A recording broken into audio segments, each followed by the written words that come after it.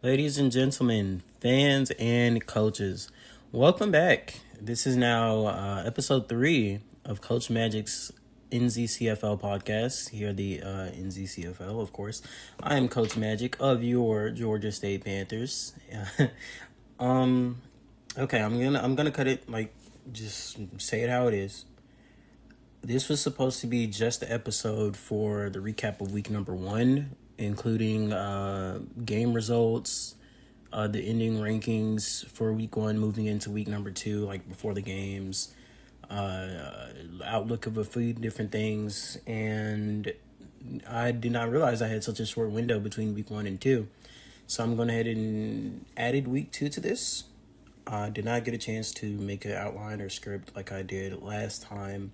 So we're going to wing this a little bit, and I don't want to make this too long. Last time I had a little issue with the file being too big to put it in there. It took me a minute to record it and put it up. So I don't want it to be too long, but I do think there's a lot between 2 different weeks that I'm doing. Also, if you hear me pause for a moment, I'm going to try not to pause for a moment, but I have a game playing up in the background. It's muted, so y'all can't hear it. But I'm watching baseball right now. So anyway, I do want to start off with the rankings for the AP. Now, this was between week 1 moving into week 2, so this should see some change here. However, prior to week 2's games, your rankings were Michigan at number 1, USC at number 2, Virginia at number 3, UGA at number 4, and UCF at number 5. Navy also went up to number 6. Ohio State down actually to number 7. Alabama went up to number 8. Rice 9. They went down. UCLA 10. And then these next couple, I'm going to move line by line here. 11 Notre Dame, 12 Iowa State, 13 Nebraska, 14 Michigan State, 15 Northwestern, 16 Florida State, 17 Buffalo, 18 Delaware, 19 Duke, 20 North Texas, 21 Virginia Tech, 22 Minnesota, 23 Georgetown, 24 Texas, and 25 Clemson. Your new teams in the poll following week number 1 were Minnesota, who just popped in at 22, Georgetown at 23, and Clemson at 25. Texas was there already. They just moved down to 24. VT actually moved up to 21, beating West Virginia to end off. Aussie Albies, what is that stance, dude? Okay. So this was prior to week number 2. So we should see more change after this, especially because if you remember correctly, if you're watching, Michigan actually did lose to Notre Dame. Notre Dame, who didn't change between week 1 and 2, should pop into the top 10. Michigan, where their future lies, we'll have to see. Because this isn't just a bad loss. You know, they didn't lose to Utah. They didn't lose to, I don't know, Hawaii, Wyoming. I mean, Hawaii is a pretty decent team, but still not on the level of Michigan. This is Notre Dame that they lost to, the Fighting Irish, who are probably on that level of Michigan. And they did prove it with the win, so we'll see where that goes. USC, who did win their game pretty big, just by default, probably moves back into the number 1 spot. Even if, like, strength of win wasn't just, like, where you wanted to be, they still won compared to Michigan's loss. So the only thing I would see keeping either of those two where they are is if Michigan's loss was, of greater factor, then the Trojans win. Now, this is the part where it kind of falls apart because there's no script. Just to recap on that one, the game ended number 11 Notre Dame 34, number 1 Michigan 24. And I actually will go back through the entire week's schedule, weekly schedule for weeks 1 and 2, so we will hear more about that. Before I do that, though, I do want to say a couple of things. One, getting into the standings here is what I'm about to do, and just relay where we are after the first 2 weeks. as well as give a highlight to Coach Max, who not only got his first win in week number 1, I believe it's undefeated still. Did they lose? Did they lose this week? Let me check. Rutgers. Ooh, this is a lot of Rutgers. They did lose. Okay, to Georgetown actually. Wow, Rutgers and Georgetown. That seems like the later season conference game. I'm surprised they're not in the same. Well, nah, I mean not surprised, but I could see them in the same conference. That it's just like real life. The AAC and the CUSA are just hand in hand. So I could see them one day being in the same conference. That should actually be a really good matchup and good experience for Coach Max. But the reason why I did want to shout out Coach Max is because he does amazing work when it comes to his PDFs that he posts, those being of the week PDFs. So I remember game of the week, and actually let me look at this that he posted last time. Filter that. Okay. So what he did for it was the game of the week PDF. This was yesterday. And I will open this up. So what he did say and predict for week number 1 between the Gators and Wolverines. For week number 1's game to watch, this was actually Max's number 1 on the list of top 10 games to watch. And he also was using Circle's talent rankings. I feel like that's pretty much a given nowadays. Circle did a really amazing job with those talent rankings, and I'm grateful. I'm pretty sure I can speak for the entire NZCFL community when we say we're all grateful for the work that everybody does put in when it comes to making these sheets, when it comes to making the forums, even running the Reddit, running the export, just shout out to y'all, y'all. But back to Max is games of the week. So for week number 1, he put Florida at Michigan for week number 1. And he did predict that Michigan would win, that they did. However, boy, was that score prediction very generous, if you remember that game. We also both picked Alabama to win. This number 2 on his list was New Mexico at Alabama. And one thing I do want to highlight here is where he, puts all eyes on Devin Proby, who was probably one of the best running backs, his words. And he was right. Proby did have a really good game. Even though they didn't win the game, he still showed up a lot. I was in that VC when they were running the game for game week, which shout out to XL for that. 1.5 games on the schedule, 2 games technically. He did cover 2 different games, so that was good. Even on a dying laptop, he did his best. And Proby was doing pretty good. And this is one thing I really love that Coach Max does, which is why I wanted to bring this up, is that he puts a matchup to watch. So you know exactly what people to look out and look forward to.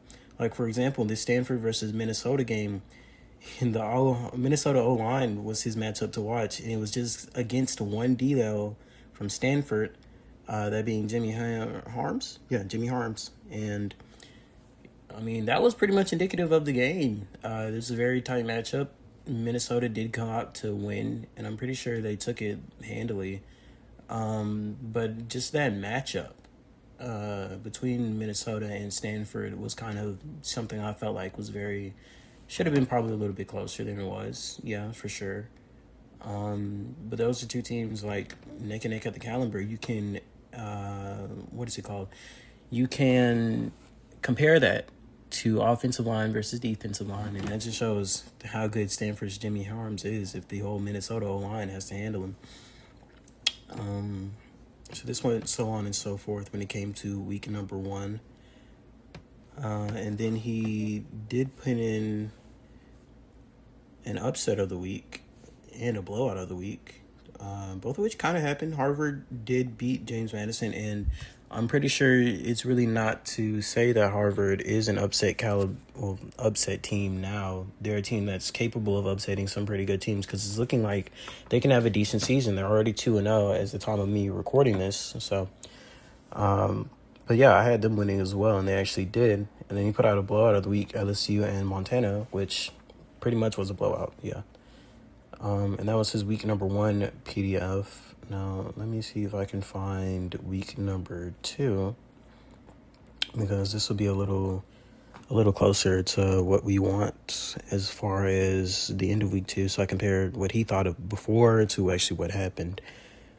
Looking out now, I believe it's in NZTV. Let me check. It is in NZTV. Well, no, that was week number 1. Okay. I'm guessing it just wasn't a week 2 yet. But yeah, that was Coach Max's week number 1 of the week sheet. Is what I'm going to call that, of the week sheet.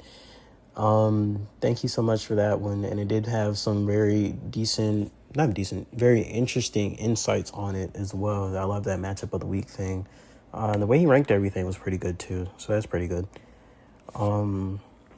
Moving on to the conference standings, however, your ACC standings, for the most part, a lot of the top team, well, obviously the top teams are going to be 2-0. A lot of the teams here are 2-0. There's actually only 4 teams that have not won 2 games or more, which, there were only 2 games to play. So only 4 teams that are not undefeated in the ACC, that being the Atlantic Coast Conference. And the 4 teams who are not undefeated are 1-1 Georgia Tech, which, kind of where you expected them. Going against Kansas State, that's like a bad Power 5 team versus a mid to bad Group of 5 team. That's pretty much what you expected. 1-1 Navy. Navy, who I'm pretty sure I can go on a limb and say upset. I'm pretty sure they can go on a limb and say upset. Lost to Northwestern. Well, kind of upset for the fact that you just expect Navy to be not 1-1 to start between 2 games. But they did face a very strong Northwestern team. Northwestern, who was also undefeated as well as the time of this recording this, and a very scary team just to look at, just to go against. I know that by hypothetical experience, I was almost matched up with them in a bowl game, and it did not look good. It did not look good. I would have taken that loss to Texas, even though I thought I had a fighting chance. I would have taken that loss to Texas 100 times over facing Northwestern. So, Navy, who actually lost to them, is 1-1, sitting pretty low in the conference. Florida State, strong showing against FAU. I predicted that they would win that one. And then they lost to Central Florida. Shout out to Florida State for playing Florida teams early season. They also have a game against South Florida, so they're playing a very regional OOC. That's really good. And who was their last out of conference? Florida, actually. SEC's Florida Gators. So that's pretty good. All their OOCs, teams that also play in Florida. I would love to do that, but there's only 3 Georgia teams. I'm in the conference with one of them, so that's funny. But yeah, I do like that usage. Kudos to the Florida State coach. Just slipped in my mind. I had his name. I had their name. Yeah. Okay. But yeah, Florida State starts off 1-1 after going against a very strong Central Florida team, who, let's be honest, probably is winning their conference this year.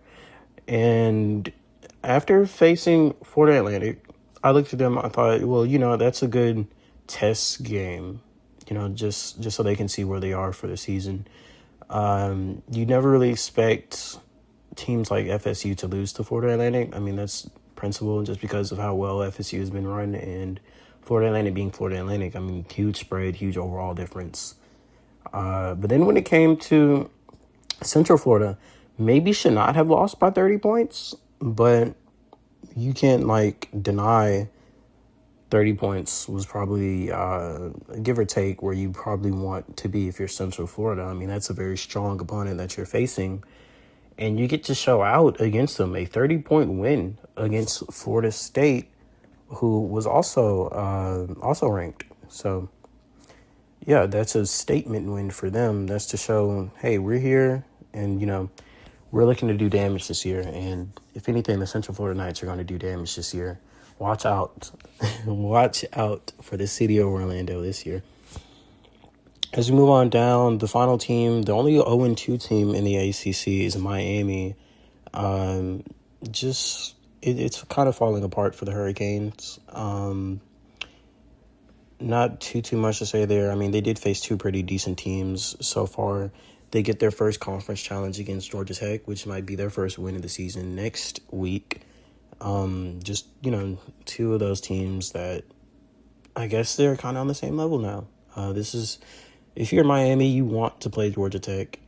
And sadly, they have to play Central Florida and Army, and this goes on and on.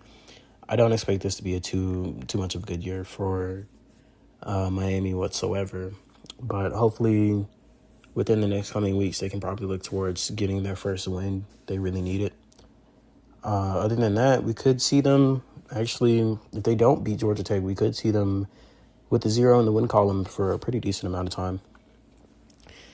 Moving on to the Big Ten, your undefeated teams are Minnesota, Michigan State, Northwestern, Ohio State, Illinois, and Penn State.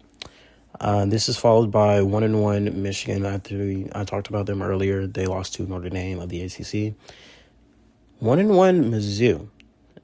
University of Missouri comes in with a loss to Florida, but actually beat Oregon State to open up their season.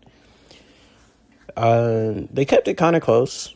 For them to be facing Florida, bouncing back after a big loss to Michigan, a 10-point deficit, it shows up. It shows that you can go up against those, better teams and have a chance. 10 points is only 2 scores, touchdown, and, another score after that, as long as you convert an extra point or the 2-point conversion or whatever you need after that. So that's not too bad, but I'm pretty sure the game was out of hand. I will be talking about that game a little bit, but I'm pretty sure it was out of hand. Maybe the score is just making it look closer than it was. But as far as Missouri goes, you have Iowa on the schedule next. You have Army. You have Minnesota.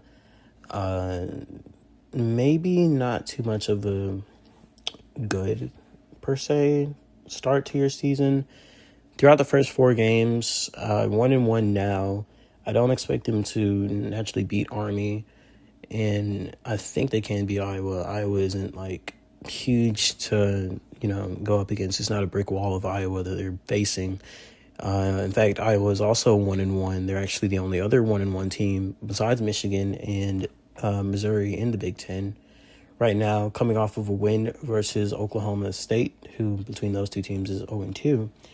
And losing to Montana State. So I feel like in the first 4 games, I should say, Mizzou probably goes 2-2. And then where their season goes after that, it just depends on if they can hold it together or not. Your winless teams in the Big Ten, surprisingly, Wisconsin 0-2, having lost to North Texas, the Mean Green, to start off, and then getting clamped by Nebraska 30-9 in that out-of-conference game. Nebraska looking very strong to start their season. They're also undefeated. The Indiana Hoosiers and the Purdue Boilermakers are the only other 2 winless teams in the Big Ten to starting off 0-2, both of them. Makes it very exciting to see what that Week 12 battle for the old Oaken Bucket will look like as they get into that rivalry. But hopefully they're both not terrible by that time. I do think that rivalries are pretty much better. I mean, you can say this for about any game. They're pretty much better when each team is at least somewhat solid. And when teams are bad in a rivalry, usually you get more of a blowout, per se, just because it's end of the season. If you're both really bad, you don't have much to lose. And, usually teams want to keep it close, but with this being, simulated, there's not that factor, I wouldn't say. They don't know they're rivals, but we know they're rivals. So hopefully they can play like that. Moving on to the Big 12, your undefeated teams are Iowa State, TCU, Nebraska, Texas A&M, and Texas Tech. I do want to look at this Texas A&M team. They look like they have two big blowouts, a plus 105 in the point differential, and a 52.5 margin of victory between their first two games. Granted, they did play Utah and Utah State in back-to-back weeks, so I'm pretty sure that's pretty much where that comes from. In fact, they've only given up 12 points, 6 to both schools.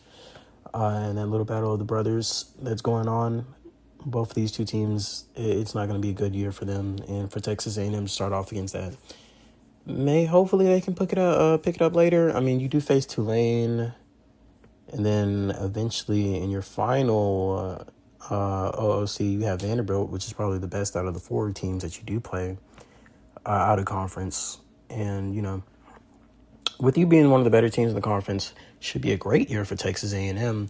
But you got to wonder, do these early season games against Utah and Utah State and Tulane, does that matter in the eyes of the ranking committee to where you finish or not? Because, as we've seen before, strength of record and strength of schedule can be the difference between a Tier 1 finish, playoff finish, and Tier 2,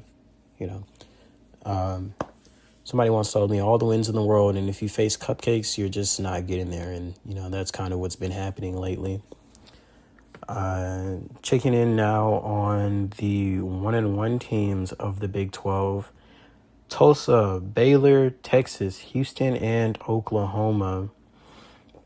I'm going to look at Texas right here because I expected them to have a pretty strong season. Starting off 1-1, not what I really expected as I look at their schedule. Going against UNLV, I expect them to win there.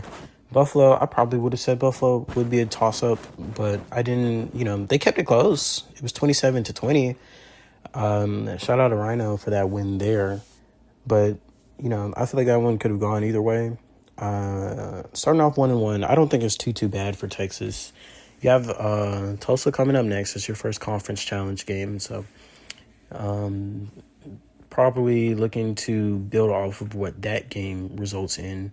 And then if you don't win there, you at least have Northern Illinois, who should give you a run for your money. But if Texas does what they're supposed to do, it looks like they can win a good bit of these out-of-conference games. Your only other really big challenge out-of-conference is LSU way down the line. So it just depends really on their conference schedule. I believe Texas is probably more of a conference team than a out-of-conference team. But depending on that LSU game, you could either go 2-2 or 3-1 in the out-of-conference schedule. So looks decent. And then your winless teams, Oklahoma State, we talked about their two teams that they lost to, and Colorado, who's also starting off 0-2, having lost to UCLA and to Hawaii. UCLA starting off 2-0. And their coach did mention that they were on a tear this year, and oh my goodness, looking at this roster, I believe they will be. They actually are very decent. Hawaii, though, coming in at week 2, they won 27-19 over Colorado, and pretty decent, overall. The teams that they play later are Colorado State, who will be their first conference opponent, so they do face both Colorado teams back-to-back. They also do have Air Force, which I believe is a rivalry game. Cutler Trophy, or am I misremembering that? Did they face Wyoming? They do not face Wyoming, so no Paniolo Trophy this year. But later on, second to last, the penultimate out-of-conference game is against North Dakota State. I believe that's a game you can win. And then your last out-of-conference game is against Coastal Carolina. That's a pick 'em. They actually don't have a direct spread on that one. They say it can go either way. I do believe that, it depends on where Coastal is at that time. Week 8 is a very big week. It depends on, if they're on a hot streak, if their players are doing good, and if nobody is suffering really bad injuries. Yeah, Coastal has a chance. But if things don't go right for them, Hawaii, they look like they can pick up the slack. And you have your big test at the end. How good are you against New Mexico? I believe that's what it boils down to. No doubt New Mexico is probably the best team out there, out in the Mountain West right now. However, they are 1-1, and Hawaii is the only undefeated team in the Mountain West right now. I will talk about that because, oh my goodness, look at that conference compared to something like our next conference, the Pac-12, where we have undefeated USC, undefeated UCLA, undefeated Cal, and undefeated Washington State. Washington State has a point differential of 121, and their margin of victory is 60.5. They've been dogging out those two teams that they played, Oklahoma State and Montana. In fact, 7 points between those two teams only is what they've given up, and they've scored in the 60s both times, 65 and 63, 65-7. UGA fans rejoice. Would have been a repeat of what happened the next year too, 63-3. However, Montana could not get on the board whatsoever. As far as Washington State goes, their first conference game is against 0-2 Oregon State. Should be a win for them. And then they have Utah right after that, their penultimate non-con. And then later on, in the non-con scene, they face, who is this? Baylor. Baylor's their last non-con. So should be a decent, strong start for them. They get challenged by Fresno. Probably their first loss, honestly. If I'm looking at this, they should start 4-0. Hopefully that can be something good for them later on in the season. You know, you want to hope that some other teams get upset and your 4-0 start in a 12-game season kind of, you know, bolsters your win-loss percentage, bolsters your head-to-head if you can get the wins over the teams that you're supposed to beat or over the teams that you have a good, decent chance of beating. So for Washington State, your fans must be a pretty decent time, must be a pretty good time looking forth, because not only have you started strong throughout your first two games, but the next two games you're looking pretty good as well. Hopefully they don't fall apart when it comes to facing their stronger conference opponents, such as UCLA and USC, and even Fresno to an extent. Speaking of which, your three winless teams are San Diego State, Arizona, and Oregon State. Every other team is 1-1, including Arizona State, a team that I thought would have struggled a little bit this year. But they did start 1-1. They beat Southern Methodist. Good old Smoo. It's not looking good for them. Coach Polk, we miss you. Speaking for Southern Methodist, they miss you because, oh my goodness, starting off 0-2 against these two teams. They gave up 40 to Arizona State. They themselves scored 31, so it wasn't a really big defensive effort whatsoever. But Southern Methodist, far from the greatness that they used to have. In fact, just last year, they were 11-3.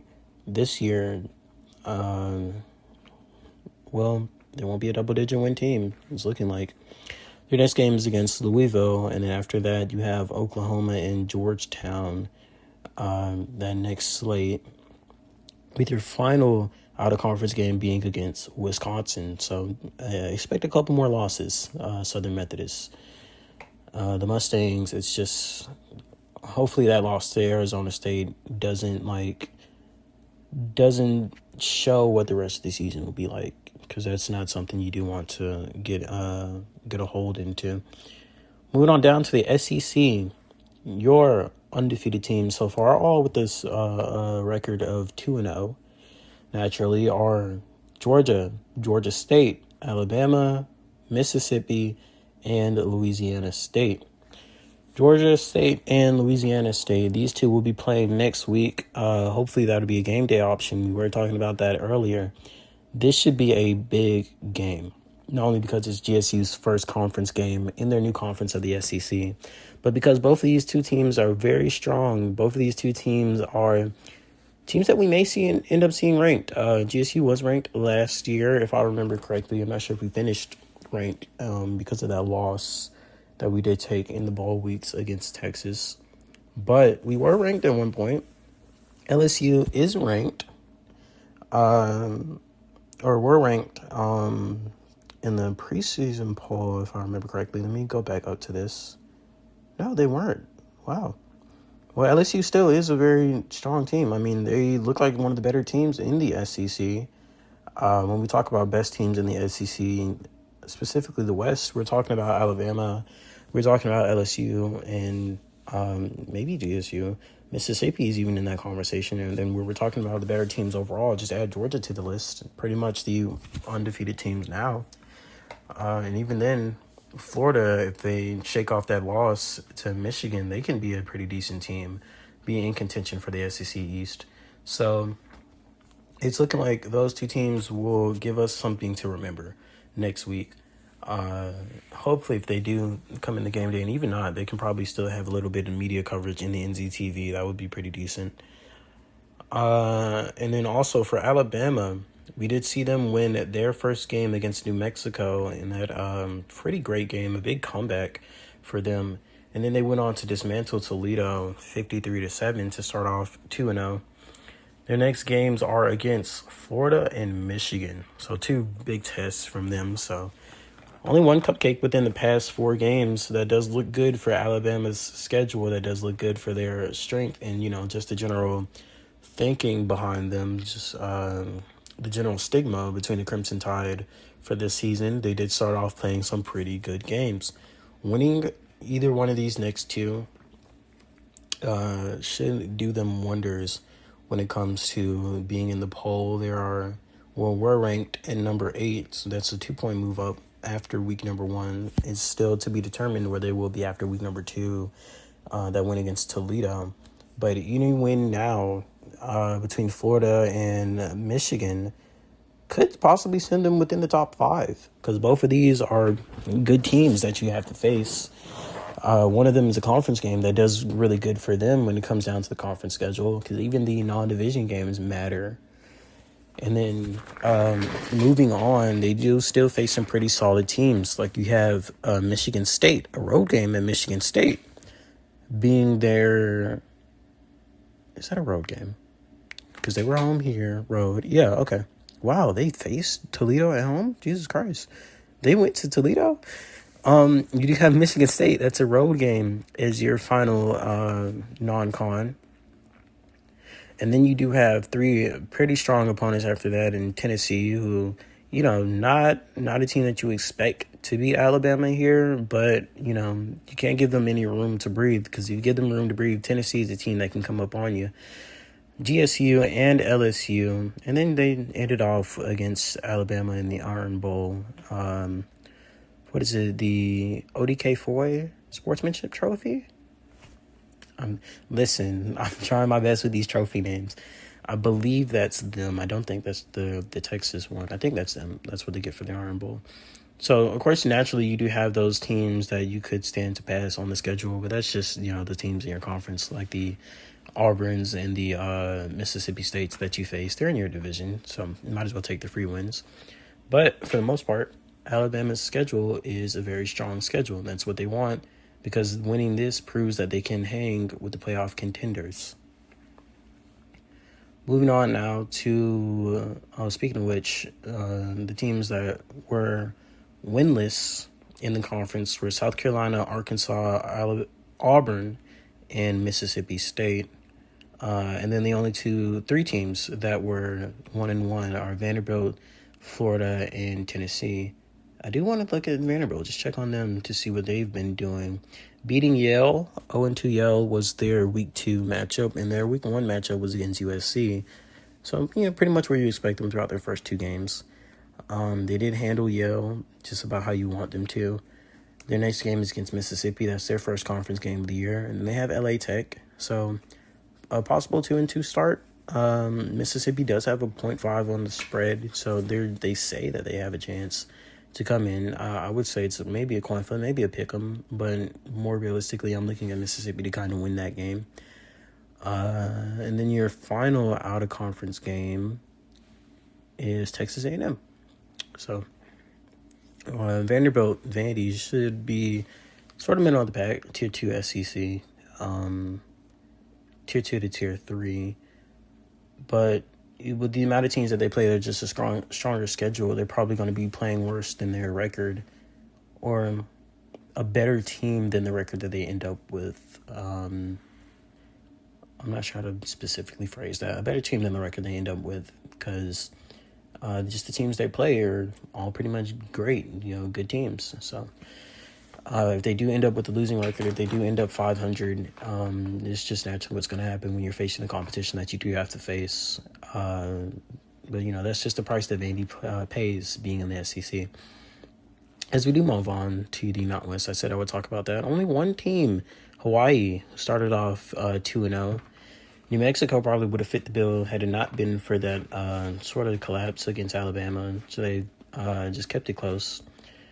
And then you have a couple of 1-1s in Montana State and Colorado State. And then every other team outside of the top four are winless as far as week number 2 goes. That is Nevada and Reno, San Jose State, Boise State, Montana, Utah, Alaska, Anchorage, and Air Force, and the University of Nevada, Las Vegas. All those teams, not a single win yet. And some of them got, completely pancaked. I'm looking at Utah and Montana, both with negative 100 plus in the point differential. And for the most part, they're all just ranked by margin of victory. Who got beat by less. And then strength of schedule. It's just not looking too great between their first games. The Mountain West got to be a really weak conference looking between it. And maybe it's just a factor that they've all been scheduled by much, much better teams. Take the free wins. I get it. But it's just a horse race between New Mexico, and you got a little bit of a gap, Hawaii, and then you got much of a gap. Maybe Hawaii, Montana State could be on the same level. Colorado State might be on the same level. They are 1-1 despite a negative 25 in the point differential. So it's like New Mexico's conference to lose. In fact, I believe the only reasons that they do lose early in the season is just because of their OOC schedule. They feel like Rice, kind of. How Rice and North Texas are really the big two titans in the CUSA. And then you have a lot of bottom feeders, and kind of what the Mountain West feels like right now. As we do move on to the Mid-American Conference, this one, a couple of undefeated teams. You have 2-0 Pittsburgh, Western Michigan, Buffalo, Syracuse, and Central Michigan. Rest in peace to Eastern Michigan. I don't think they're in the export, are they? And then everybody else is 1-1 besides West Virginia, Toledo, and Northern Illinois, who are 0-2. I'm not going to spend too much time going over the undefeated teams, but I do want to look at Western Michigan. I actually talked to their coach earlier with the hopes of getting an interview. Didn't really plan out for today, but hopefully by the next couple episodes we can get to them, because I believe that Western Michigan is one of the one of the more interesting storylines of the year. Looking like a dark horse team, pun not intended, I know Mustang's horse. But looking like a dark horse team just because throughout the testings I did and throughout them starting off 2-0 now, they're looking pretty decent. And they're looking like a team that can go on to do some pretty nice things out in the Western Division of the MAC. Now, obviously, they're facing teams like Bowling Green, who are 1-1 right now, I believe. Looking back at that. Bowling Green, who are 1-1 right now. But that should pick up eventually as the conference slate rolls out. And then you have teams like Buffalo and Syracuse, and even West Virginia out in East. And, now another team raising up is Rikers with their new coach.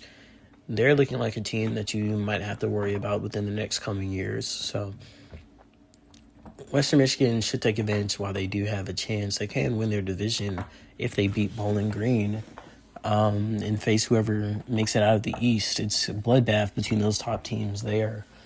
The West is a little bit more open, I would say, and it is showing off because I believe out of all of the undefeated teams, the only ones in the West for the MAC are Central and Western Michigan, if I'm correct on that. And then looking at the 0-2 teams, this is what I did want to focus on. 0-2 West Virginia. Not really in a spot that they would think they'd find themselves in. Obviously, a shocker of a rivalry game for the Black Diamond at week number 1. Virginia Tech defended their home of Blacksburg 44-10. I don't think anybody in the world would have saw that one coming, just because both of those two teams, not only were they both ranked, West Virginia, who just dropped out of the top 25 following that loss, not only were they both ranked, they were both actually pretty much decent scale, and West Virginia looked like a better team on paper. They had the spread higher overall. I did a team comparison chart using Circle's thing, and they looked like the better team. I had them winning, and then they came up and gave up 44, losing by 34. Just totally off their game. And with that loss to Duke, I believe, also just looking a little shaking up there, it was 30-24 that they did lose. However, a big second quarter, they gave up 21 in that. Just knocked any chance that they had. They were playing catch up for most of the game after the first quarter, and that's just not something you can afford at all, really, when it comes to winning a game. Now, they do have their first conference game against Rutgers. Moving on, hopefully they can look to get into the win column, get off, because I don't believe starting 0-3 would do them any good whatsoever. And after that, they have Fresno State, which should be more of a decent challenge. That's also another game you can't afford to lose when you have Syracuse coming up. Right after that, you have to beat Syracuse. You have to beat Buffalo. And, maybe in perfect scenario, all of those three teams go 1-1, and you somehow win a tiebreaker. But, this is just not a great start for the Mountaineers. And I do want to check back in with their coach. He, was looking for a 9-win season, was looking to, start better, I would assume. As much as many coaches do, you never want to start off 0-2. And, great steal, Ronnie. He got caught out. I'm sorry. But you never want to start out 0-2. And this was just not a great look for West Virginia so far. However, there's still optimism. There's still plenty of season left, so they can bounce back. And now with only about 3 more challenges for the rest of the year, they should be able to bounce back. They should be able to get back on their schedule, get back at the top of the MAC. Moving on. Rice, North Texas. Is there any more to say?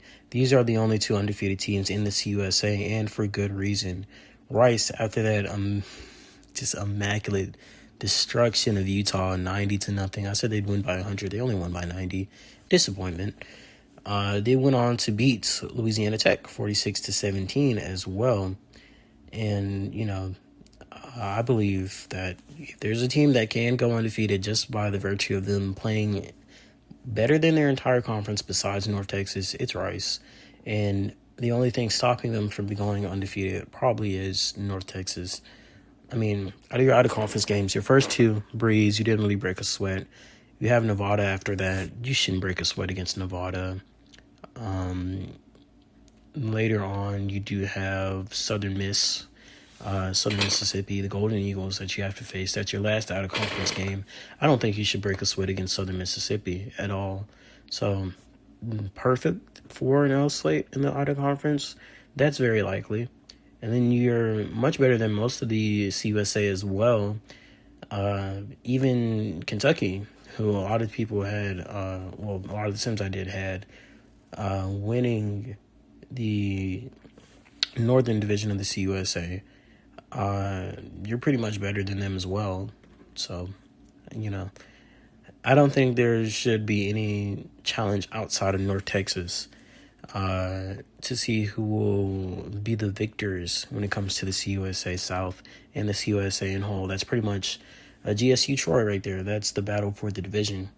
And looking at North Texas as well, what a marvelous start for them. Their planning worked out. GB did really good planning against Wisconsin. It worked out. They got a win there. And then they, handled business against Cincinnati, a 41-10 win, in which Sharon Bacon had 2 passing touchdowns and 337 yards. They now have to face North Carolina to open up their conference slate. North Carolina, who is 0-2. And then they face an 0-2 UConn, and then an 0-2 Maryland. So, who's to say where they'll end up? Their last out-of-conference game... Did I say Southern Mississippi was out of conference? Did they leave the Sun Belt? They left the Sun Belt, didn't they? Hold on. No, they're in the Sun Belt. Okay. So they also... No, they're here in the South. So wait a minute. My mistake, guys. I was wrong. I was thinking that the Golden Eagles are still in the Sun Belt. Did they leave the Sun Belt before I did? Wow. The last out-of-conference game for Rice is actually Arizona. 8, 9, 10, 11, 12. Yeah, it's actually Arizona. And the last out-of-conference game for North Texas, going back to their schedule, 12, 11, 10, 9, 8 is Ohio, the Bobcats. Okay. As far as it goes, North Texas should also have a pretty strong year as well. And Rice is their big challenge.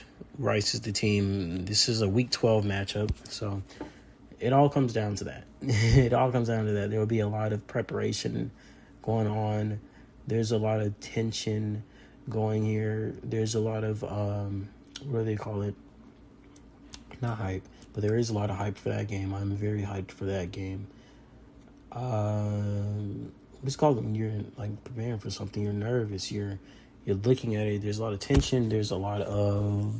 I forgot the word. Man. I think it starts with a P. I have to look that up. I forgot the word. Ladies and gentlemen, this is why I have a script sometimes. Looking forth, however, North Texas, that's a game they're really looking for. That's a game that they have all their eyes on. I wouldn't blame Coach GB if he just disregards every other game on the schedule and just looking straight towards that Rice game. Because, at this point in time, that's the game that you have to beat. You have to beat Rice. If you want that conference championship, you have to beat Rice. Because both of you are in the same division. Both of you are the 2 best teams in the conference. There's no doubt about it. If you don't win that game, you're probably sitting on the sidelines in a Tier 2 bowl, a Tier 3. Well, not even Tier 3, because you should have a pretty good season. A Tier 2 bowl, unless you do beat Rice.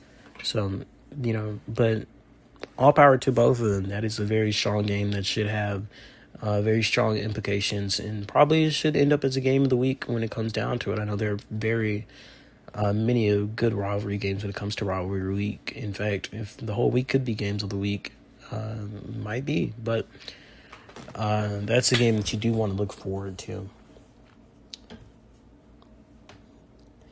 As we get down to the CUSA, AAC, and some of the last 2 conferences, the AAC, only one team 1-1, that being Louisville. This is an all-or-nothing conference. Your undefeated teams are Georgetown, Harvard, and Delaware, as well as Central Florida in the South. And then your winless teams are UConn, Princeton, Yale, South Florida, Cincinnati, and Southern Methodist and Memphis. For the South, this is pretty much what I expected it to look like. Central Florida at the top, Louisville 1-1. With that last win that they took against, don't want to say Oklahoma State, that last win that they took against Auburn. There we go. They go on to face teams such as Virginia Tech later on. They have 2 very strong games, actually, right after each other, one after the other. And then a final non-con against Boise State. So, Louisville, however much of a good season you have, Central Florida is going to have a better season. Central Florida is probably going to be undefeated in their division because this is like North Texas Rice, except with a bigger gap. between the two teams. All of the focus right there should be on the AAC North. That 3-horse race between Georgetown, a surprising Harvard team, and Delaware. It's just a matter if Harvard can keep up, which I predict they're probably not going to. Georgetown and Delaware, like I said earlier in the preview to the preseason episode, I believe. Was it the preseason episode? I said that they'd be one of the two teams to watch out for. I believe so it was. Georgetown and Delaware are the two teams to watch out for once again. So the AAC is like a three-headed monster of GT. I say G-Town. GT for me is Georgia Tech, but G-Town, UD, and Central Florida, UCF. It's just like a three-headed monster. And then the rest of that is, it's between Pac-12 and Sunbelt. Speaking of the Sunbelt, Troy, 2-0. Coastal Carolina, 2-0. Every other team is either 1-1 or 0-2. Those 0-2 teams being App State. What a surprise. Arkansas State, Kansas State, and Grambling State. Let's be honest, for a lot of these teams, it kind of fell off. The wheels are broken. Arkansas State being one of them. Not only did they start off 0-2, but two really big losses. They've scored 7 points in total, and they had to suffer through 44-0 blowout against Western Michigan. They went up to Kalamazoo and got crunched on. And then later, Clemson came to town, and they got beat again by 70. This time it was 77-7. Say that 7 times fast. They next have to face LA Tech, Virginia, UAB, Kansas State, which might be their first chance at a win, might be one of their only chances at a win. Their final non-con against Oregon. And then later on, they ended off against Grambling. They also have to face App State. Bright spot for them. They don't have to face Troy this year. It's not looking too good for these teams at the bottom. That goes for any conference, but specifically these teams at the bottom of the Sunbelt West. There was always a joke I used to make. Sunbelt West is probably one of the worst divisions out there. I would say just to psych myself up. And sometimes it would be true because the competition would be in the Sunbelt East. However, I will say this: if I remember correctly, when GSU was in the Sunbelt under me, we lost to more Sunbelt West teams than we did Sunbelt East teams. I have to fact check that. It might be around the same. But I believe Sunbelt West just always was my Achilles heel for a while. And that's kind of why I grew to, that mentality. I have to beat these teams or else. And then moving on, looking at it, only a few conferences don't have a 2-0 team, those being the CUSA North and the Sunbelt West. The Mount West North as well don't have a undefeated team. Just those three divisions. And then looking up to the east, Coastal, pretty scary for them being Sunbelt team. Within the conference, looking pretty scary is the Coastal Carolina Chanticleers, who beat the Southern Mississippi Golden Eagles and the South Florida Bulls, both games at home for them in Conway, down there in Myrtle Beach. Their next big challenge, though, is probably first half of the season against Troy. And with the way things are looking on, unless App State comes back to bounce back a very big way, even then, with Troy starting off 2-0 and App State starting off 0-2, you can probably say that there's a doubt in that they can catch up. I don't expect Troy to lose 2 to 3 games. In fact, they're kind of like a Rice situation. They're playing better than their schedule. So if they lose to this, which probably isn't an if they do lose to this, Coastal Carolina's probably ended up second in the SEC or SBC East. Whereas Troy, this is probably the game for the division, in quotes, maybe. So whatever happens after that, it's either it depends, because things can change. Things can pick up. We never know the future. This might be a place where it looks dire now and then swings to a whole different direction, and now the Sun Belt becomes this big, giant media-covered race, anticipation. That was the word. It didn't start with a P. It was anticipation. There's a lot of anticipation between Rice and North Texas, and maybe there'll be a lot of anticipation between the Sun Belt. Who knows? And I would hope it would be like that and wouldn't die out with the whimper on week 3 when Troy faces Coastal Carolina. Moving on. Wow, this is a long episode already. Almost an hour into it, and we're just getting done with the first section. I did want to talk about every game that happened between week 1 and 2. Just a few insights on that. I might not have the chance to, just because it's 60 games per week. That's 120 games that I have to cover.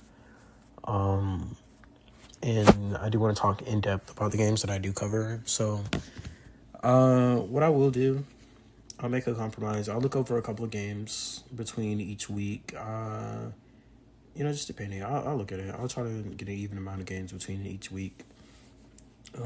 Starting off with week number 1, I hate to, start being redundant and go back to week 1 with you guys, but this was kind of like the week I studied the most because I was going to make this for this. Where's a good game I can look at? I'll look at Harvard. We'll look at this Harvard James Madison game. Week number 1, James Madison, the hometown team. This was a team that a lot of people said were on upset watch. I thought Harvard was going to win all the way through, and they did, 33-24. With a pretty great start to the game. They didn't whimper out, only scoring 2 points, only a safety in the third quarter, and then only a touchdown and an extra point in the fourth. But by that time, it was already out of hand. It didn't really matter. For the Crimson, Cameron Reynolds had 38 pass attempts and 22 completions for 278 and a touchdown there. His touchdown was a 63. Well, he ran for that's Cam Roberts. Cam Reynolds, his touchdown was a 12-yard run, 12-yard pass to Corey Rogers, who was his first receiving touchdown of the game and was his only one, actually. Rogers, yeah, there he goes. He was his only one. In fact, only one receiving touchdown in general for the Crimson this time around. Their running game was where it really opened up for them when it came to running in. I'm guessing they just, outpassed, and then when it came down, they were always close to the goal. Ben Clapp had a touchdown, and then Ronnie Leonard had 2 touchdowns for Harvard, rushing the ball on only 8 attempts. So he was doing pretty decent for himself. But yeah, it did look like for the amount of scoring that they did do, it was a lot of running. And none of them were necessarily long runs. But speaking of the long run of this game, James Madison in the third quarter, Cam Roberts rushed for 63 yards and a touchdown. It was his first rushing touchdown as well. And he then completed a 2-point conversion pass as well. And so that made the game 24-21. They just couldn't get it anything else besides a field goal after that, and that's kind of where they lost the game. But Roberts showing off the wheels, I should say. He did go 25 pass attempts, 12 completions, just less than 50%, 48 to be exact. A touchdown, an interception. Well, no touchdowns, 1 interception. He got sacked once. I was looking at that, including that sack in the end zone. So overall, decent performance by Harvard to open up their season was that. And I do want to highlight Xavier Battles, their wide receiver, who put up 5 catches and 9 targets for 122. Even though he didn't get a touchdown, he did move them very well into position because he had 24.4 yards per reception. It just seemed like whenever they were passing to him, he caught it very well for a lot of yards, and that's kind of where they scored most of their points for. And then their defense also showed up as well with plenty of sacks, including that safety was Shamari Lewis. He got their sack of that game. Then, of course, we can't look at that New Mexico-Alabama game because what a game this was. I mean, throughout the first half, it was all New Mexico. At halftime, it was 26-14, and then the Crimson Tide rolled out a 15-point third quarter to take the lead. And not only did they take the lead, they answered back when New Mexico scored 6 to get back in front. They scored 6 of their own to come out and win 35-32 was that game. And what a game for both Sanchez Nichols Sanchez Nicholas and Devin Proby on both sides of the ball. Both of them, I mean, just showing out, just showing out. And even on the return side, this is something that Excel said. Jalen Costa. On the return side, Proby himself was doing very good when it came to returning the ball. And he had 5 punt returns for 81 yards, 2 kick returns for 49 yards, and he was moving the ball. He was really pushing in 24.5 per kick return and 16.2 per punt return on all 5 of those punt returns that he put in. Like Excel said during that broadcast, he was just moving the ball into good position for New Mexico. Star player of the game just out of his punt returning alone. And then not only that, when he was running it very well. He had 17 rushes for 110, his longest being a 12-yard rush, and he also had a rushing touchdown to add to that. But Mr. Sanchez Nicholas just came in, saved the day for Alabama as they dropped down. He had 2 passing touchdowns, no interceptions, went 19 for 34 for 279 yards, outpassing Robert Thomas, being the quarterback of New Mexico. So that was a great game for them. And let me see, what was another game that we really didn't give much coverage to? I see this UConn game where Central Michigan just barely passed them out, 26-23. Is the game over? They lost? God damn it. Okay. I will end off this look at week number 1 with Pittsburgh. And just to give that to that, a 14-11 win, Pittsburgh over Washington. This was a big upset, I would say, for the Pittsburgh Panthers. It's the reason why they are 1-1 this year.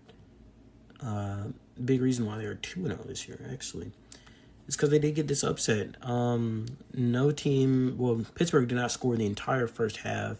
They didn't score the fourth quarter as well. All 14 of their points in this winning game came from the third quarter. That being Lamar Weeks rushing for a 6-yard touchdown, and Devon Payne completing a pass to Kalen Gonzalez for a 43-yard touchdown. Similarly, Washington did not score in the second or the third. Only 3 points in the first and only 8 points. Of course, they had to go for that 2-point conversion. They were trailing 14-3 when it came to the fourth quarter. This is probably oddball game of the week, ladies and gentlemen. Look at that. Pittsburgh, less than 100 passing yards. Both teams, only 1 turnover. This was just kind of pure football without the scoring. Pure college football without the scoring. Not much doing. Both quarterbacks had a touchdown and an interception to their name. One barely did anything. Devon Payne, the winning quarterback, only completed 7 passes for 96 yards. Whereas Washington State's quarterback, what is this, Martusik? Sarin?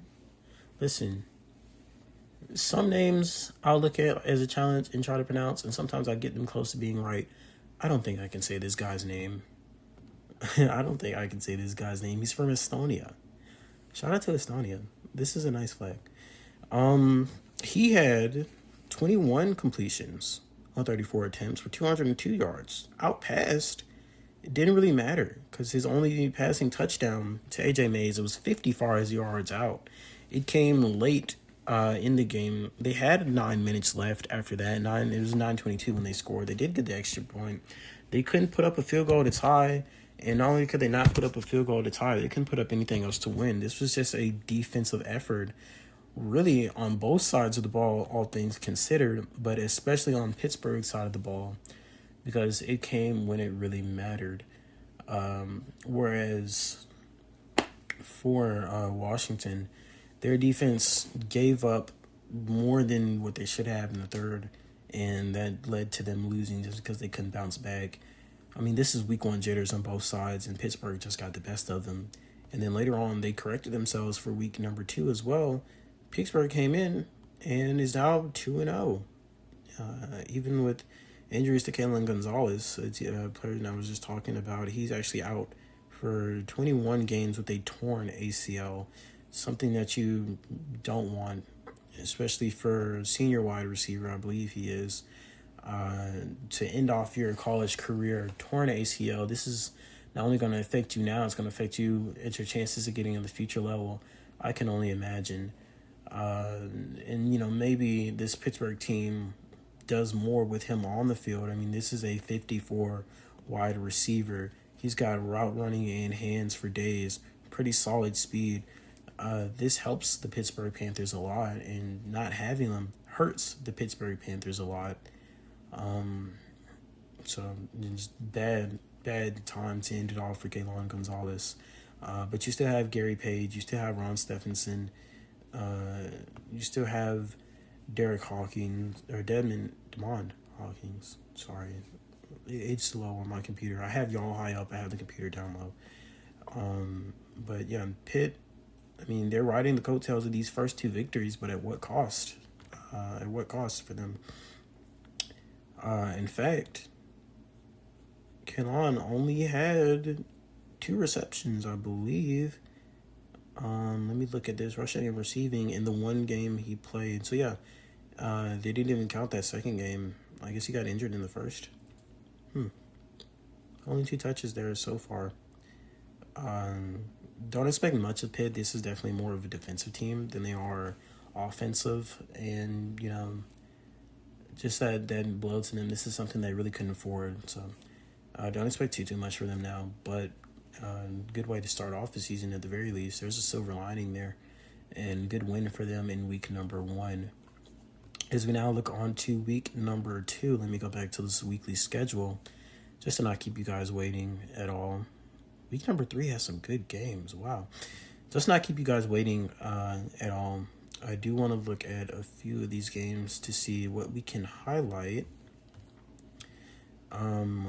Let's look at this game here, Navy Northwestern. Now, this was obviously a game that we had to look at. Overtime win for the Northwestern Wildcats, 36-33. Both tied at 33, ending regulation. Northwestern just got the field goal. It was actually Marcus Brewer in overtime. He had missed a field goal with 6 minutes and 26 seconds left. Navy turned the ball back over to them, I believe a 3-and-out. And eventually Northwestern got it back. Marcus Brewer, this time his chip shot at 34 yards, so pretty much an easier kick. He made it with 33 seconds left to win the game. For Northwestern, Gabriel Habib Jr., 54 pass attempts throughout the course of the game, 30 of which made it for 2 touchdowns, only 1 interception, and 295 yards. He was 55.6 completion percentage, and he actually had a better QB rating all throughout. Whereas Isaac Garner on the other side for the midshipmen, best quarterback in the nation, by the way, by overall, if I remember this correctly. 54 passes himself, only 1 less, 29 completions. However, he did outpass by yardage, 302 yards. This right here was a gunslinging duel between these two teams, quarterbacks. However, when possibly lost him the game, whereas Habib had 2 touchdowns and 1 interception, and that is 21. Garner had only 1 touchdown to 2 interceptions. He was also sacked once for 4 yards. Not really what you want, to say the least, when you're a quarterback. I mean, the yardage was good. The completions, were there. That's still over 50% completion rate. But you got to think, maybe one of those passes doesn't get intercepted. If this defense doesn't pull up, maybe it's a mental mistake on the wide receiver. That doesn't get intercepted. Maybe Navy is still sticking up at 2-0, whereas Northwestern has to deal with the 1-1 bug. So, great win overall for Northwestern. And speaking of great, in the rushing category, the great Alexander. He had 13 rushes for 75 yards. Kai Musiala, 17 rushes for 101 yards as well, and a touchdown. The Great Alexander actually did run in 2-point conversions for both of those two guys went in 2-point conversions, as Northwestern was down. This was actually a comeback from behind victory in overtime for them. They were down, leaving halftime. It was 14-10, so pretty close.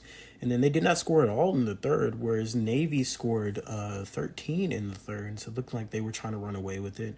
However, 23 points for Northwestern, the Wildcats, in the fourth led to that tie. And then, of course, beating the Midshipmen on that last-minute field goal for them. Overall, this was a game to watch. Instant classic if you're a Northwestern fan. And for Navy, this one stings. This is one that you don't really want to watch back if you're a Midshipman fan. But, at least the number one recruit in the nation has your team name in it. At least he's saying, "Go Navy beat Army" by birth on his birth certificate. So you have that. You have that if you're a midshipman. As we move on to our next game, I'm going to give some spotlight to Colorado State. Moving on, they beat North Carolina State 31-23. This was a win, a game where North Carolina State started off pretty strong, scoring 10 and 6 for 16 points in the first half. However, Colorado State ran 17 themselves in the second quarter and never kind of looked back. It was 24-16 to end off that first quarter, end off that first half, my mistake. And then they traded 0-7 and 7-0 between the third and the fourth. However, by that time, it was already too late. 31-23. The Rams beat the Wolfpack. And here's the thing. Colorado State had more penalties for more yards. 9 penalties for 90 as compared to 5 for 50 for NC State. But they did outpass them just by a little bit, and they did outrush them just by a little bit. This was actually much closer on the box scores than probably what it looks like in the final. Within the last couple of minutes, but big game here for NC State's Mickey Altman. He had 24 completions for 212 yards, 2 touchdowns, and only 1 interception. They just couldn't claw back when it mattered the most because the defense gave up so many within that second quarter.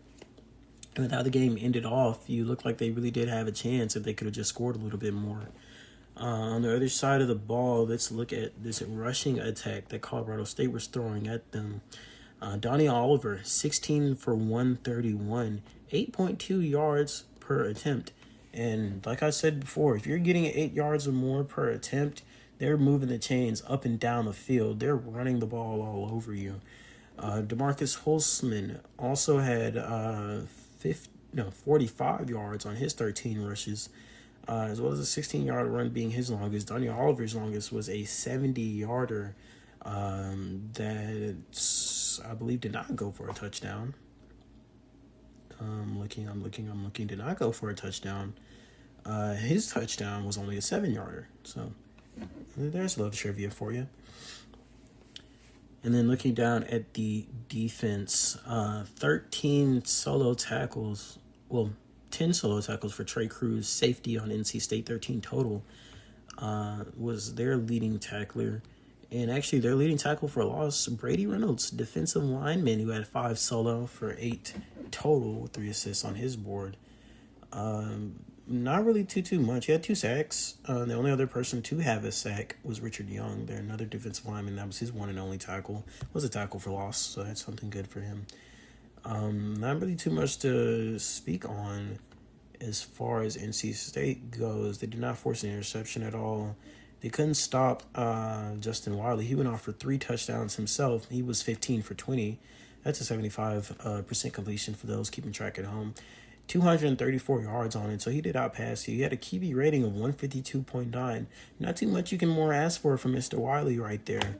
Their quarterback, junior, I believe, out of Utah, he's looking pretty decent. He's looking like he had some good games spread out between these last 2.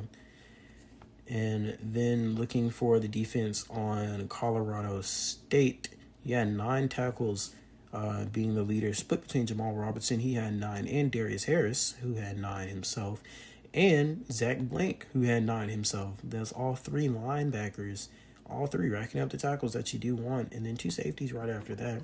Just out-tackled them,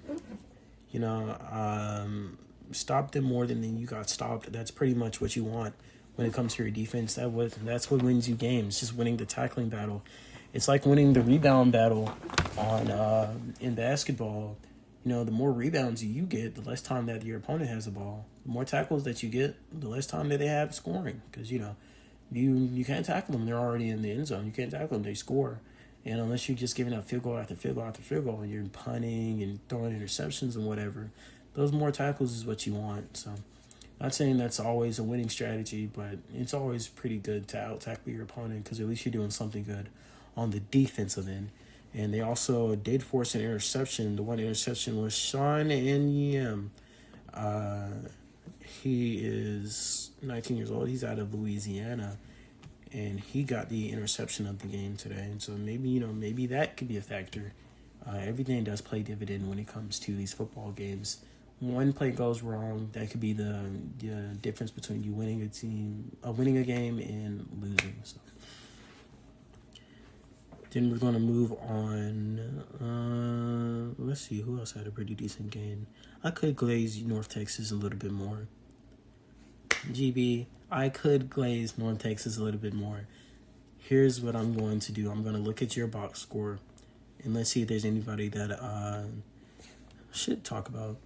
Treon Bacon, I did mention him earlier, 23 for 337, 2 touchdowns. He did throw 2 ints as well. That's probably something you don't want to move up on.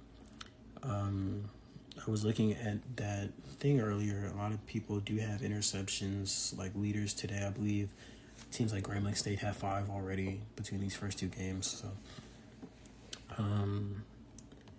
who else had a decent game for you guys? This was a big win. As far as the standpoint, you won the rushing battle, you won the passing battle. This is what I'm saying. North Texas is a very good team for the competition that they do face, of course. Better than Cincinnati, obviously. Does Cincinnati play Miami this year? Not Miami. Miami of Ohio. Is Miami of Ohio here? They're not. They face Louisville. I mean, that's a cake and nails battle still. Okay. No victory belt, but you get the cake and nails. That'd be a good game to look at. That looks like a good game to look forward to. I'm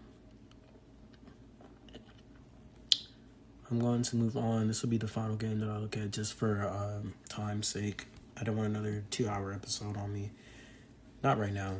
Maybe when I do those interviews, I get to talk to more of y'all, to share more of y'all's things. I'll look at this. But this is kind of just like a shorter episode. So I will look at UCLA because I did get the tidbit that they were going to be a pretty good team this year.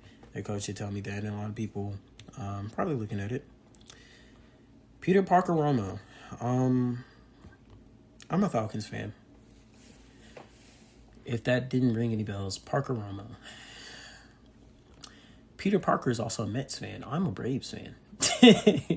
And Peter Parker Romo is just like, don't get me wrong, I do love Spider-Man. I can ignore the Mets fandom for Peter Parker. And why is that always that? When you see characters in New York, they're always like Mets fans. It's like, I mean, I get it. You only have the Mets and the Yankees to choose from, but is the Mets just like the more acceptable media franchise? Because Peter Parker is a Mets fan, I believe. I believe Spider-Man is a Mets fan canonically. I believe, what's his name? The Sesame Street people are Mets fans. Like Elmo is a Mets fan canonically. I guess the Mets are just the people's team, despite them losing so much. Listen, I get bitter about the sports teams I watch. But anyway, I'm a Falcons fan, and Parker Romo, I still don't forgive you for that game against New England. And then Peter Parker, I guess it's 50-50. He went 1 for 1 when it came to field goals, though. And then his longest was a 44-yarder. 5 attempts at the extra point, and he made 3 of them in this game for 6 points on that. So, pretty decent. UCLA also forced a lot of punts. Bowling Green's punter D. Hamilton punted 6 times for 266 yards. His longest being 60 and 3 inside of the 20. Whereas Kyle Mitchell, he punted 5 times actually. So it wasn't just like they weren't going punt for punt, but UCLA, obviously their punts were a lot more spread out. and they also forced more turnovers as well, which is why they probably have less punts on Bowling Green side, just because they didn't get the chance to punt. 2 interceptions for both Wolverine Matthew, and Harrison McDougal. I know Wolverine Matthew is Tyrann Matthews' son in this universe. I know how to say it because he played on the Saints. I was a Falcons fan. I've heard it all the time. It's just it looked weird to me when I first looked at it, and I was like, wait a minute, oh, it clicked to me. Guys, I promise you I'm trying my best. It clicked to me. Harrison McDougal also had an interception as well, and both of them combined for 10 tackles total, that being 7 for Wolverine and 3 for McDougal. None of his were assisted. He also did out-tackle Bowling Green. It looks like Bowling Green, who had pass deflections, but no interceptions whatsoever. And then a fumble recovery on UCLA's side. It was actually a wide receiver, and so he recovered one of his own fumbles. No turnovers. However, there was a forced fumble recovery. Blake Olivier from Bowling Green did force a fumble and recover it. So it wasn't just like there wasn't no turnovers. In fact, UCLA had that one turnover. Bowling Green had 2, being the interceptions. Other than that, UCLA just kind of dog-walked them. They were kind of similar in rushing yards, had the same amount of penalties for pretty much the same amount of yardage, only 7 more yards for Bowling Green, BGSU. But the Falcons did give up a lot of pass yards, 271 compared to only 107 of their own, and the Bruins kind of just rolled that out to take advantage of themselves. On Bowling Green, just not much that you could have done to end it off. I mean, running back XL, he had 8 rushes for 31 yards, 11 was his longest, and he did score a touchdown. But, when your running backs aren't doing well, you have to rely a lot on the receiving game, and the receptions just weren't there where they needed to be. 10 targets for Rick Washington. He only caught 6 of them, though. And then 7 for 3 for both Tony Smith and Brilliant Olsinski. So, just not really where you want to be as far as the completions goes. In fact, Paul Furra, their quarterback, was 33 attempts. He was 13 for 33. 13 completions to 33 attempts. 107 yards, no touchdowns, and 2 ints, and just wasn't really one you would get to. However, both offensive lines kind of struggled. Both quarterbacks combined for being sacked 7 times. 4 times for Austin Dye of UCLA. 3 times for Paul Furra of Bowling Green. So, overall, kind of sloppy on both sides, but let's be honest, UCLA was the much better team. I did want to highlight them just to see where their head was. 37-13, 13-point win there. So, and then moving on, your other high scores of the week. Michigan State dropped 89 on Tulane. The Green Wave, just no competition whatsoever. Troy, another Sun Belt team, opposite ends of the spectrum for the Sun Belt. 65-7, they beat Arizona. Moving down, USC, which you can only just imagine, probably the number 1 team right now. 51, they dropped on Tennessee, of all teams. GSU, 57, that they dropped on BYU. That's a little bit more believable. I do want to look at my game. I'm not going to say anything about it just because, I want to keep as much bias out of this as possible. Wow, one of my quarterbacks got injured. Patellar tendonitis. Well, ladies and gentlemen, please do not make this LSU game day. We are not prepared for LSU. We are dealing with injuries. We do not want to face LSU in the game day. In fact, win or lose, just don't broadcast this because we're going to lose by 50. Speaking of by 50, of course, I mentioned earlier, Clemson won by 77-7. Say that 7 times over Arkansas State. Central Florida, 45 points they dropped over Florida State, who only scored 15. Harvard, 45 points that they dropped over Florida Atlantic, who only scored 18. And then we have a 42-point game for Illinois. The Fighting Illini beat Boise State 42-23. Excuse me, my mistake. So those are your high scores today. Another high score in North Dakota State put up 47 over Purdue, 0-2 Purdue. It's not too great for them, I wouldn't imagine. So, ladies and gentlemen, that about wraps it up.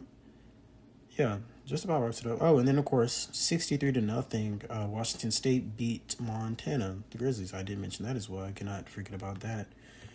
So, ladies and gentlemen, this does kind of wrap it up for this recap of which week 1s and 2 were based on. I hope that this wasn't as terrible as I think it is. But I did have a lot of fun talking about these. Wish I could have gone more in depth, but it's, I'm not really at the headspace to do it right now. It's actually another day from when I started recording this. I'm over here in the EST. It's already 12 something. It's about to be 1 a.m. So I do want to kind of cover this and finish it up, wrap it up nice and a nice little bow right here for you guys. I hope you all are enjoying. I hope all the teams are having the luck that they want to have this week. Obviously, I know that isn't much of a thing, with some teams being 1-1, some teams being 0-2. Bad beats all around, it looks like. However, the teams at the top, they're proving it so far. They're proving it just about. With the only major big losses at the top being to teams who were also at the top. No huge upsets so far, save for Northwestern Navy, but I wouldn't even say that's a huge upset, because besides that first half, it was probably a little bit closer. Probably a game should have been closer than what it was. Can you count Minnesota destroying Stanford as an upset? They were pretty much even, but I don't think they should have won that big. But you can also say the same thing against Michigan and Florida. So I guess it's all about perspective. But for the most part, pretty run-of-the-mill weeks 1 and 2. And, of course, we have week 3 coming up. That is significant, as all NZCFL coaches know, the first conference games of the week. Just to point that out, I will look at this because it is significant. I will read this out for you guys. We have Harvard Crimson going against the Georgetown Hoyas to open up their conference slate. Delaware faces Yale, UConn Princeton, Louisville Southern Methodist, Cincinnati South Florida, Memphis Central Florida, Duke Army, Clemson Virginia, Virginia State Virginia Tech. No, wait, Virginia State Virginia Tech. Oh, well, imagine if Virginia State was here. Florida State Virginia Tech. Notre Dame Navy. Big rivalry game coming up. Do they play for a trophy as well? Or am I thinking of Notre Dame Army for the Shillelagh Trophy? And I think it's Notre Dame Purdue for the regular Shillelagh. I know they face BC for the Ireland Trophy. Do they have a trophy rivalry with any of the military schools? Either way, Navy Notre Dame should be a very good game. This is probably a game to watch. In fact, go watch that. Don't watch LSU GSU, not with our injured quarterback. Go watch Navy Notre Dame, please. Miami, Georgia Tech. Also a pretty good ACC game to watch, but for the other side of the spectrum, to see if Miami can get their first win and to see if Georgia Tech can win 2 games this year. Wake Forest in North Carolina. Houston and Colorado. Nebraska at Texas Tech. That should be a challenge. That should be a sleeper. That's probably a game to look at. That's kind of like North Texas at Wisconsin. That's a game you probably want to look at. After that, Oklahoma at Iowa State. TCU at Oklahoma State. Texas A&M, Baylor. Tulsa at Texas. Purdue and Michigan State. Michigan and Penn State. Indiana at Ohio State. Wisconsin at Northwestern. Mizzou at Iowa. Illinois at Minnesota, North Dakota State at Wyoming, Utah State at South Dakota State, BYU at Kentucky, North Texas at North Carolina State, Southern Mississippi at Florida Atlantic, Miami at Rice, Pittsburgh at Boston College, Rutgers at West Virginia, Toledo at Buffalo, Ohio at Syracuse, Western Michigan and Northern Illinois, Central Michigan at Bowling Green, Nevada at Air Force, Hawaii at Colorado State, Utah at Montana State, Montana at New Mexico, Alaska Anchorage at San Jose State, Boise State at UNLV, Arizona State at UCLA, San Diego State at Arizona, Fresno State at USC, Washington State at Oregon State, Washington at Stanford, Oregon at Cal, Mississippi State at Arkansas, South Carolina at Tennessee, Florida at Alabama, Georgia versus Auburn, Deep South's oldest rivalry, I believe, whereas UNC at Virginia is the South's oldest rivalry. This is the Deep South's oldest rivalry. Should be a big win for Georgia. Vanderbilt and Mississippi, Louisiana State University, and I believe they're in after that, in Agricultural Mechanical College or something like that. LSU at Georgia State University. Again, we're hurt. We're hurt. So, don't look at us. Coastal Carolina at Troy, which may or may not be for the Sun Belt. Appalachian State at UAB, the first conference game for UAB in their new conference. Let's see what they can do against App State. This is probably a game that Coach Austin wants to win. This is probably a game that Coach Austin should win because I believe App State is good enough to give UAB, University of Alabama, Birmingham Blazers, their opening loss in the Sun Belt. But we'll see what happens, where the chips fall come week 3. Marshall at James Madison, Kansas at Grambling State, Arkansas State at Louisiana Tech, and finally Tulane at Kansas State. And that is your week 3 slate. First conference games of the season, ladies and gentlemen. And that is all for me. Thank you all so much for tuning in once again. Did I mention Florida, Alabama? I might have missed Florida, Alabama, but I'm pretty sure that's also a game to look out for. Yeah, it might be one of the game of the week, game day options. I'm sorry. Did I skip over South Carolina and Tennessee too? I don't think I did. I might have said both of these.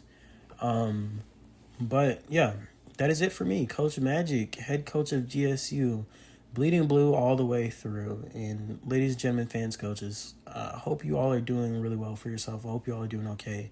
Thank you again for tuning into this. I know it's pretty much a rough listen because I'm freestyling it. I'm winging it. I'm doing what I can. I'm looking actually at this in real time as of me recording this. And there's probably more things that I should be looking at.